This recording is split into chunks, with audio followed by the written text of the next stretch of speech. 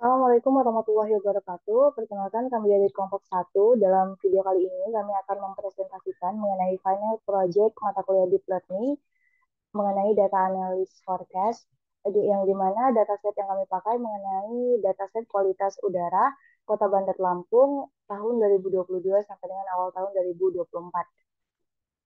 Sebelumnya, izinkan kami memperkenalkan diri terlebih dahulu.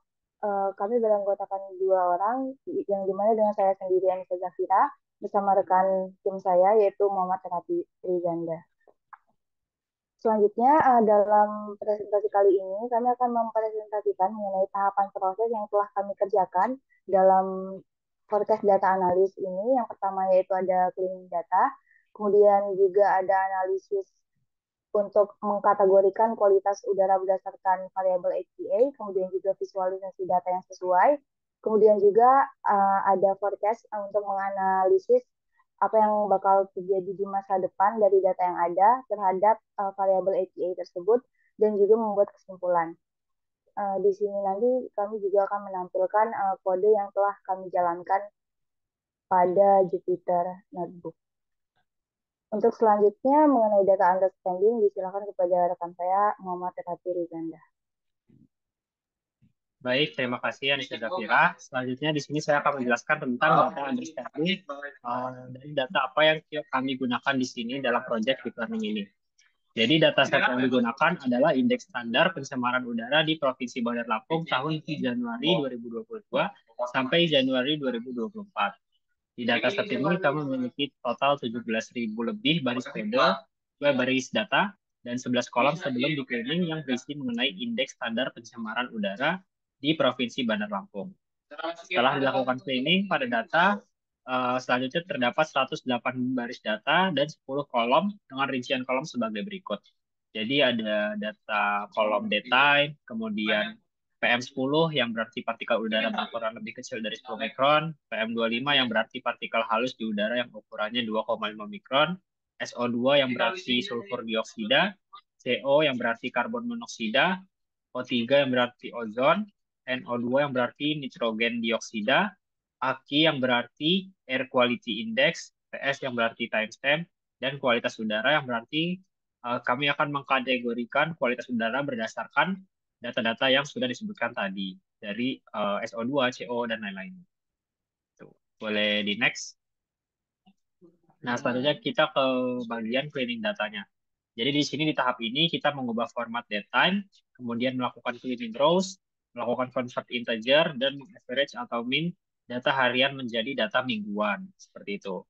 Nah, langkah-langkah yang kami lakukan, yang pertama mencoba parsing string datetime dengan format yang diketahui. Selanjutnya memastikan kolom datetime ada sebelum mencoba membersihkannya. Selanjutnya meletakkan baris dengan nilai NAT di kolom datetime. Kemudian memastikan hanya kolom numerik yang disertakan dalam pengambilan sampel ulang. Kemudian mengambil sampel ulang data setiap minggu dan menghitung min-nya atau rata-ratanya. Kemudian mengubah data bersih dan kolom menjadi bilangan bulat. Boleh di next. Nah, dalam gambar ini adalah hasil dari cleaning yang sudah kami lakukan, di mana dari total 17.000 data tadi kami sortir dan kami rapihkan menjadi hanya 108 data saja, dan hasilnya seperti ini dapat dilihat pada gambar. Boleh di next. Nah, selanjutnya kita ke bagian menganalisis kategori berdasarkan AKI tadi. Nah, tadi setelah kode dan hasilnya sudah kita bersihkan, data-datanya sudah kita bersihkan, sudah kita rapihkan, selanjutnya kita akan mendefinisikan atau membuat sebuah kategori dari AKI tersebut. Di mana kategori ini kami bagi menjadi 3 bagian, yaitu kategori udara baik atau AKI kurang dari sama dengan 50, kemudian AKI sedang di antara nilai 50 sampai 100, dan AKI buruk lebih dari 100 nilainya. Jadi di sini kita membuat kolom baru yaitu bernama kualitas udara. Di mana membuat kolom baru untuk kategori AKI yang telah dibuat untuk data kualitas udara ini mingguan seperti itu, bukan harian lagi. Gitu. Nah, di sebelah kanan adalah contoh dari pengkategorian tersebut. Ada buruk, sedang, sampai baik. Boleh di next.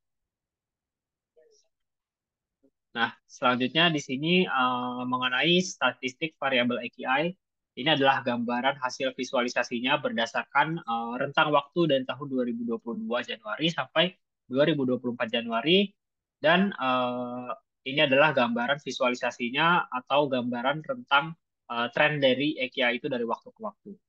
Selanjutnya, demikian mungkin penjelasan dari saya. Selanjutnya saya kembalikan kepada Anissa. Baik, terima kasih kepada Raffi. Saya akan melanjutkan di sini untuk visualisasi data yang selanjutnya, yaitu adanya visualisasi untuk distribusi konsentrasi daripada kandungan-kandungan polutan yang ada, yaitu mencakup CO2, NO2, O3, kemudian PM10, PM25, dan juga SO2. Pada visualisasi data ini didistribusikan tingkat konsentrasi dari masing-masing polutan. Itu.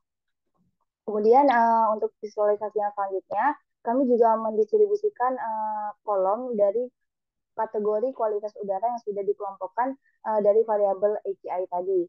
Di sini terdapat 3 kategori yang sudah kami kelompokkan, yaitu ada kategori buruk, sedang, dan juga baik, di mana untuk jumlah mingguannya dari total cleaning data 108 minggu tadi, uh, kami memperoleh distribusinya sebagai berikut, di mana untuk kategori buruk itu terdapat 3 minggu yang diklasifikasikan sebagai kategori buruk, kemudian untuk sedang itu ada 82 minggu, sementara untuk baik itu ada 23 minggu.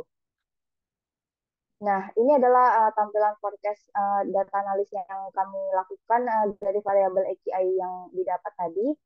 Ini adalah forecast-nya, di mana modul forecast yang digunakan yang menggunakan Propet, di mana dari forecast ini kami dapat mengambil kesimpulan bahwa kualitas udara yang akan terjadi di Kota Bandar Lampung untuk 1 tahun, 2 tahun ke depan, yaitu akan mengalami fluktuasi, di mana fluktuasi ini sendiri mengalami perubahan kenaikan khusus untuk variabel AQI itu, yang dimana disebabkan oleh faktor banyaknya polutan-polutan udara atau kandungan dari polutan udara yang ada. Kemudian juga prediksi ini memberikan gambaran bahwa nilai rata-rata AQI atau Air Quality Index itu dapat naik atau turun secara periodik tertentu atau dalam waktu tertentu, yang dimana prediksi ini sendiri dapat digunakan untuk menganalisa dan juga memperkirakan kegiatan yang dapat terjadi di masa mendatang.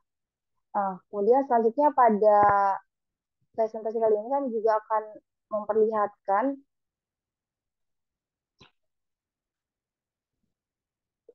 kode dari Jupyter Notebook yang sudah kami jalankan, yang dimana seperti yang dijelaskan saya sebelumnya, Raffi Rizanda, pertama kami telah membaca dataset yang awal, yang dimana dataset yang diberikan pada awalnya itu berjumlah 17.000 lebih baris dataset dan juga berjumlah 11 kolom. Ketika data tersebut dibaca, kami melakukan cleaning untuk mengubah format datetime sehingga dapat dibersihkan. Kemudian juga kami mengcleaning beberapa row yang kosong, dan juga kami mengaverage atau mengakumulasi rata-rata dari data harian menjadi data mingguan, sehingga diperolehlah data cleaning yang lebih sedikit untuk dapat kami visualisasikan, berjumlah 108 baris dan juga 10 kolom, yang mana 1 kolom tambahan itu kami peroleh dari hasil kategori variabel AQA yang memuat kategori baik, buruk, dan juga sedang. Kemudian di sini juga ditampilkan adanya statistik variabel AQA yang sudah dijelaskan oleh Raffi sebelumnya, yang menampilkan kualitas AQA dari waktu ke waktu dari tahun 2022 sampai dengan 2024. Kemudian juga di sini kami memiliki visualisasi distribusi untuk konsentrasi polutan. Kemudian juga ada distribusi kategori kualitas udara yang dikategorikan menjadi buruk, sedang, dan juga baik tadi. Dalam format pembagiannya itu dalam mingguan. Kemudian juga yang terakhir untuk podcastnya, di sini digunakan modul Propet tadi, yang dimana modul ini digunakan untuk menganalisa variabel API tadi, sehingga didapat kesimpulan yang saya sampaikan sebelumnya, bahwa dari Kota Bandar Lampung diasumsikan dari data yang ada akan mengalami fluktuasi dari periode 1 tahun ke depan, di mana fluktuasi ini akan terjadinya perubahan naik dan turun kualitas API yang ada seperti itu. Baik, saya rasa sekian yang dapat kami sampaikan dalam presentasi kami kali ini. Lebih dan kurangnya kami mohon maaf. Kami akhiri. Wassalamualaikum warahmatullahi wabarakatuh.